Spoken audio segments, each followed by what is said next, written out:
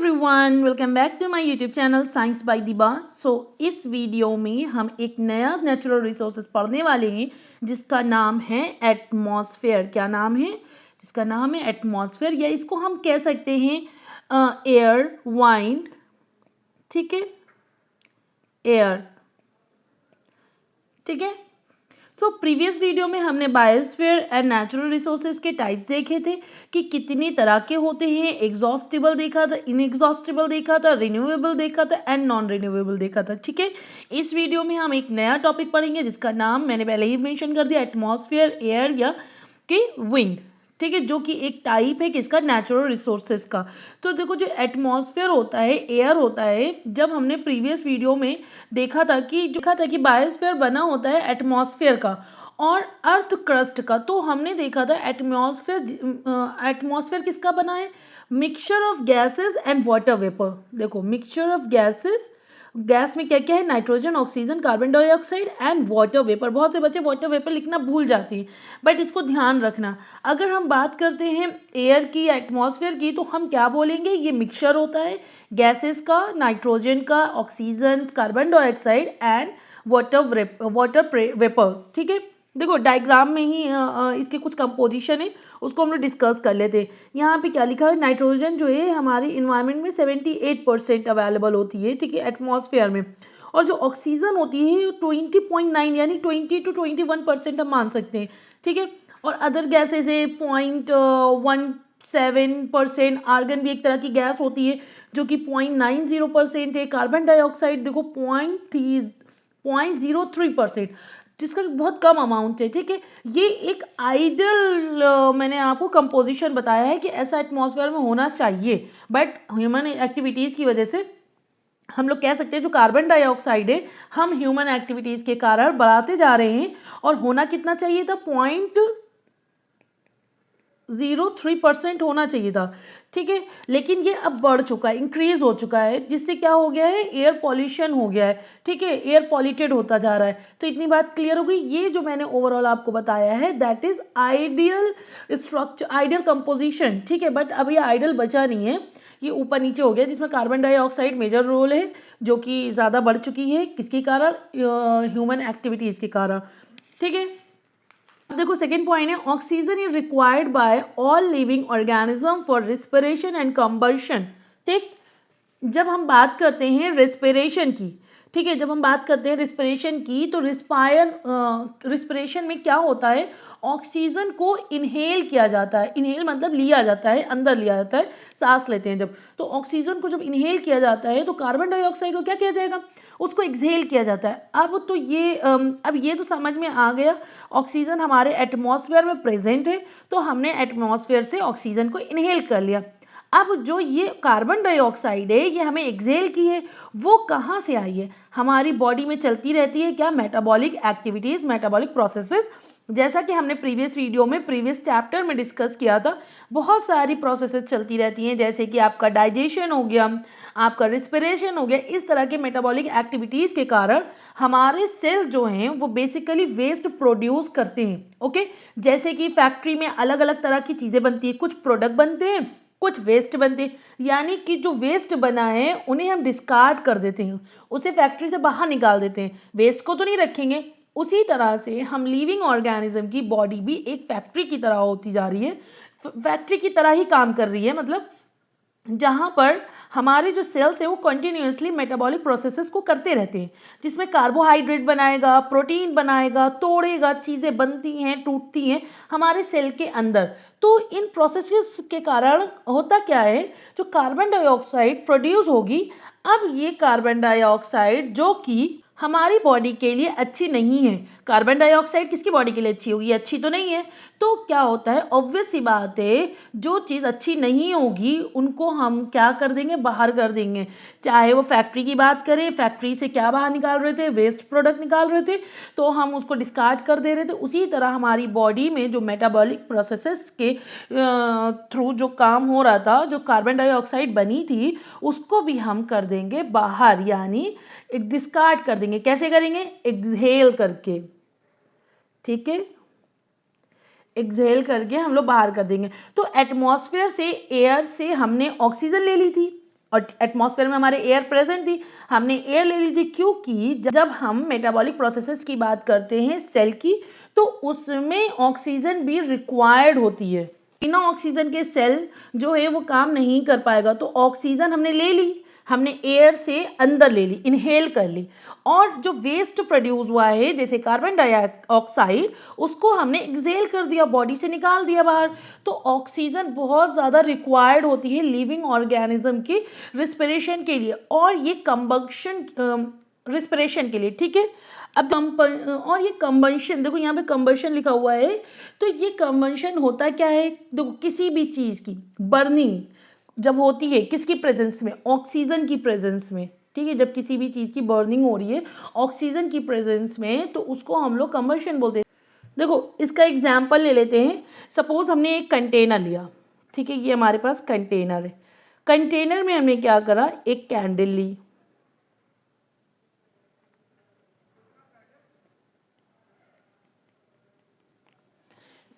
ये ग्लास का एक कंटेनर है, इसके अंदर जो है कैंडल हमने जला दी, ठीक है।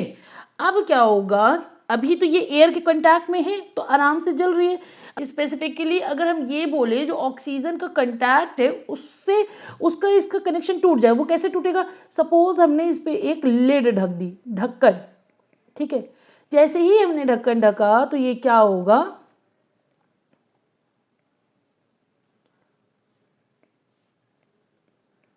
बुझ गई, कैंडल हमारी बुझ गई, ठीक है। तो इसका क्या हुआ है, ऑक्सीजन का कंटैक्ट टूट गया, ठीक है। जब ऑक्सीजन का कंटैक्ट टूट गया तो हमारी मोमबत्ती बुझ जाएगी। समझ में आया। ये हमारे पास कंटेनर है, कंटेनर में हमने एक जो है मोमबत्ती जलाई यानी कैंडल जलाई, वो जलती रहेगी क्योंकि उसका ऑक्सीजन का कंटैक्ट बना हुआ है। जैसे ही हमने उसको लेड से ढक दिया तो ऑक्सीजन का कंटैक्ट उससे टूट गया। जब ऑक्सीजन का कंटैक्ट टूट गया तो वो मोमबत्ती बुझ गई। तो देखो यहाँ पे पॉइंट क्या लिखा है, एयर कंटेन 20% ऑक्सीजन। देखो सही बात है, मैंने क्या बताया, एक आइडियल कंपोजिशन है, इसी तरह से एयर का कंपोजिशन होना क्या चाहिए। लेकिन क्या हो रहा है ह्यूमन एक्टिविटी के कारण, गैसेस की जो क्वांटिटी है ना, जैसे कार्बन डाइऑक्साइड की 0.03 ये इतनी होनी चाहिए, बट आप देखने को मिलेगा कि जो ह्यूमन एक्टिविटीज़ हो रही हैं तो उसके कारण जो क्या हो रहा है कि इसकी जो ये परसेंटेज है ये बढ़ता जा रहा है। जब ये इंक्रीज होता जा रहा है तो ये एक आइडियल गैस मैंने बता दिया, बट इसका जो ऊपर नीचे हो रहा है वो हमारे लिए हार्मफुल हो रहा है, ठीक है। नेक्स्ट क्या है, composition of air is a result of life on the earth.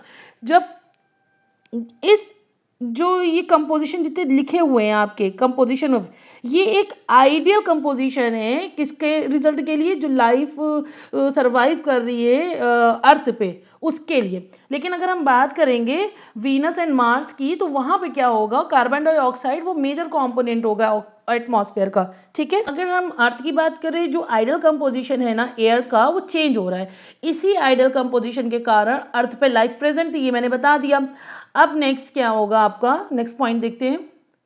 Carbon dioxide is produced by, देखो जो कार्बन डाइऑक्साइड है ये प्रोड्यूस कैसे हो रही है, एक तो हमने अपनी मेटाबॉलिक प्रोसेस से देख लिया, ठीक है। और नेक्स्ट क्या है, कंबंशन से देख लिया, जिसमें हमने एग्जांपल आपको दिया था कैंडल बर्न होने का, ठीक है। ये दोनों एग्जांपल मैंने आपको पढ़ा दिए। अब इसमें क्या है, combustion and metabolic process. Combustion में क्या है, human activities and burn fuel, इसके कारण हो रहा था, ठीक है।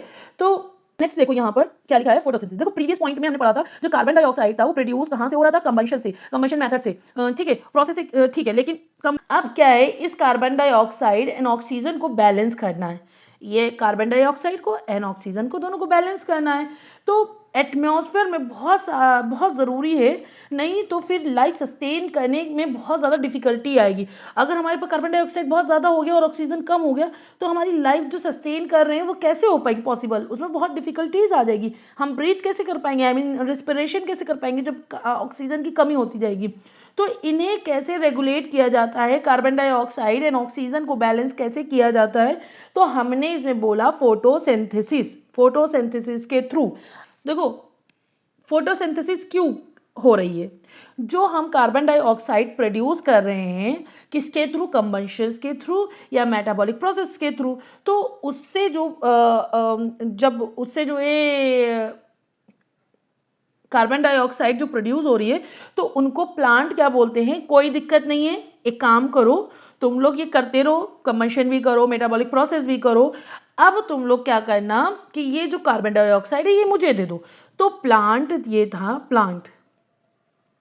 प्लांट ने कार्बन डाइऑक्साइड ले लिया, ठीक है। जब प्लांट ने कार्बन डाइऑक्साइड ले लिया तो इसने क्या बनाया, इसने बनाया ग्लूकोज, शुगर, ठीक है, और इसने रिलीज करा ऑक्सीजन। जब ऑक्सीजन को इसने रिलीज करा तो वही ऑक्सीजन हमें चाहिए जिसे हम लोग इनहेल करेंगे, ह्यूमन, ठीक है, human and all living organism inhale करेगी। फिर वो एक्सहेल करेगी, कैसे? मेटाबॉलिक प्रोसेस के थ्रू एक्सहेल किया, फिर वो प्लांट ने दोबारा से ले लिया। तो ये साइकिल इस तरीके से हमारी चलती रहती है, ठीक है। बात क्लियर हुई कि फोटोसिंथेसिस से क्या हुआ कि जो कार्बन डाइऑक्साइड थी वो प्रोड्यूस कहाँ से आई, कंबशन से एंड मेटाबॉलिक प्रोसेस के थ्रू। तो प्लांट ने क्या कहा कि कार्बन डाइऑक्साइड मुझे दे दो। जब प्लांट ने उसको लिया तो उसने जो है ग्लूकोज बनाया एंड शुगर बनाया, और जो ऑक्सीजन था, ऑक्सीजन प्लांट के लिए वेस्ट प्रोडक्ट है, तो उसने ऑक्सीजन को एक्सहेल कर दिया। वही ऑक्सीजन हमें चाहिए थी, हमने वही ऑक्सीजन को इनहेल कर लिया। जब अब नेक्स्ट पॉइंट क्या है, marine animals shell by dissolve carbonate. जो मरीन एनिमल्स होते हैं वो शेल बनाते हैं किसके द्वारा, डिजोल्व कार्बोनेट्स के द्वारा। जब हम क्लासिफिकेशन पढ़ रहे थे तो प्लांट एंड एनिमल का, तो हम देख रहे थे किस तरह से एनिमल जो है ना शेल में एंडोस्केलेटन एंड एक्सोस्केलेटन बनाते थे, उनकी बॉडी में प्रेजेंट होता था। वो कैसे बना होता था, कैल्शियम कार्बोनेट का बना होता था, ठीक है। तो मरीन एनिमल्स अपने शेल बनाते हैं डिजोल्व कार्बोनेट के साथ, प्लस हमने बोला फोटोसिंथेसिस प्रोसेस चलती रहती है, ठीक है। ये बात क्लियर हो गई। इस तरह से carbon dioxide and oxygen balance हो जाती है हमारे एटमॉस्फेयर में, और ये बैलेंसिंग बहुत इंपॉर्टेंट है।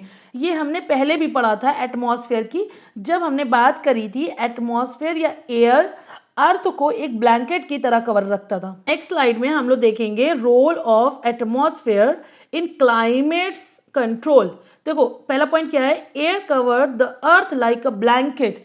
देखो ये हमने पहले भी पढ़ा था एटमॉस्फेयर की, जब हमने बात करी थी एटमॉस्फेयर या एयर अर्थ को एक ब्लैंकेट की तरह कवर करता है। जैसे ये अर्थ है आपका और ये आपका एटमॉस्फेयर है, इसे ब्लैंकेट की जैसे इसको कवर कर रखा है, ठीक है।